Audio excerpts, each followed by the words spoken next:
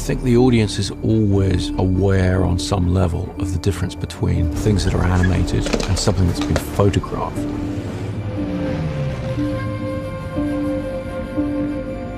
You kind of realize when you read it, oh, how are we going to do this? Because he's going to want to do this for real.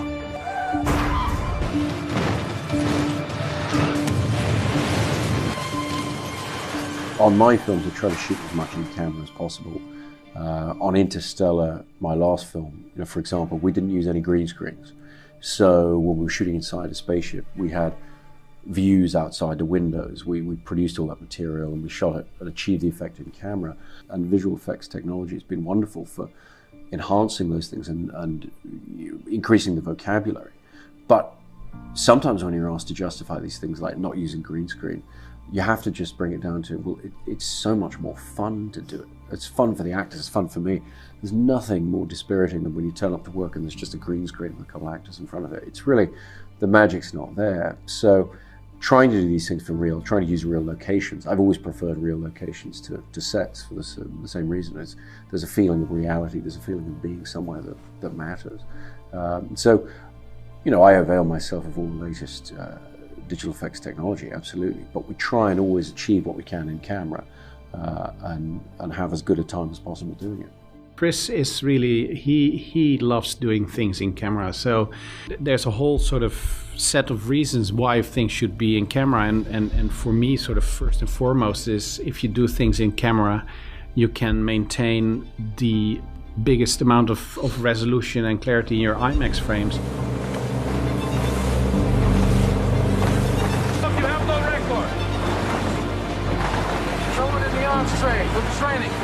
The other reason is that nobody of us still believe that sort of the viscerality of it, of that reality, and the way that space works, that it's something is that you could potentially invent later and do in post. So yes, we felt we have to do this as much as possible in camera. So you always end up engineering and rethinking and thinking how you can make things work so that they work in camera. A lot of real nice analog film trickery everywhere. It's there's just very little trust during a shoot like that. Computers will solve our problems. We always sort of assume that we have to sort of do everything in camera as much as we can, and computers are kind of our last resort for when it doesn't work out. But there's this very sort of overlaying ambition all the time to try to get it, and if you can't get it, you have to figure out ways that you will get it. See, that's also one of the things that I can hook onto as a cinematographer, and that is part of the prep. That is exactly working those kind of things out. Mm-hmm. Yeah, he is a very big believer, and to a certain extent make me a very big believer, or I was already a believer of it. With his presence, it became more like a religion, you could say. But, it doesn't matter how crazy it gets, but if you can do it for real and you can film it for real, you should do it. They put a lot of energy and a lot of effort in the pre-production rather than the post-production.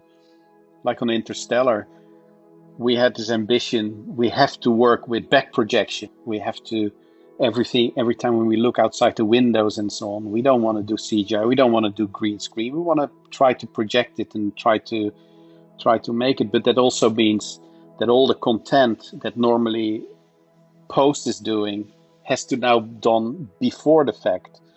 So the visual effects post supervisor is actually creating very advanced content for us to project in it, so that everything can be in camera. So visual effects plays a very big role in making that happen as well.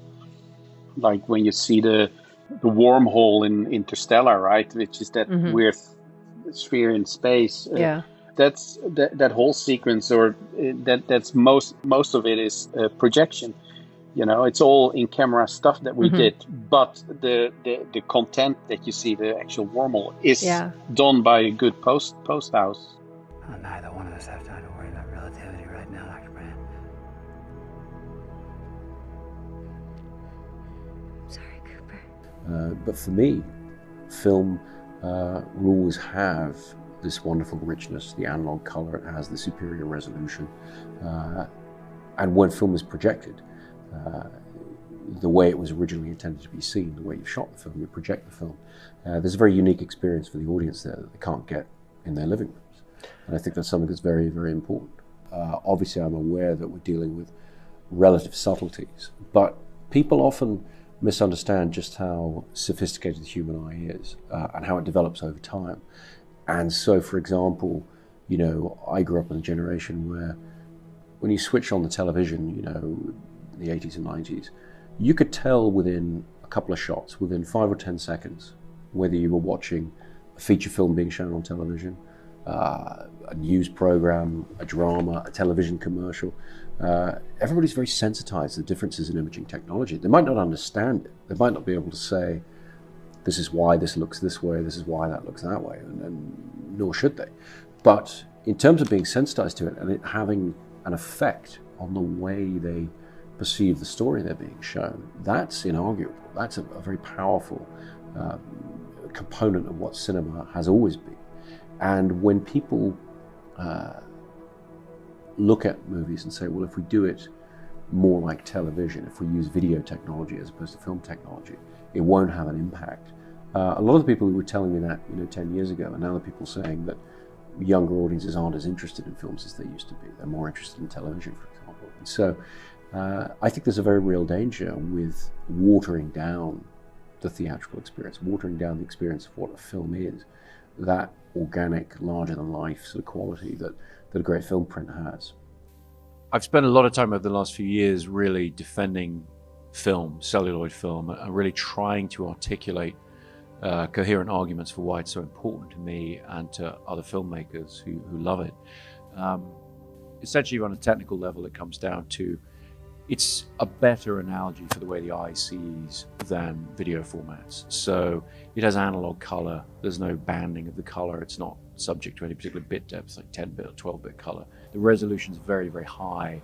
I mean, an IMAX film frame, it doesn't have an equivalent digital resolution because it's an analog format with a random grain structure, but it would be about 18K minimum or something. So it's just it's a whole different order of magnitude of what you can achieve in terms of how the eye sees.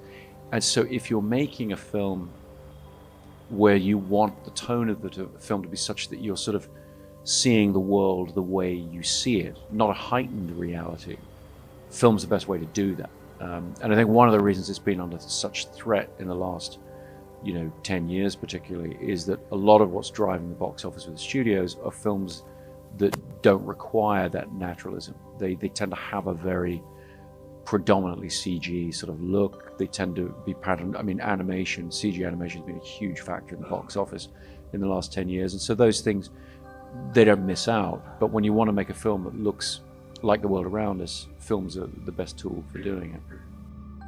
For me, it comes very much from sort of the humbleness towards, the extreme viscerality of the IMAX format itself. I mean, it's it's like a gigantic window of emulsion, and it has such an ability to capture details in such a beautiful way.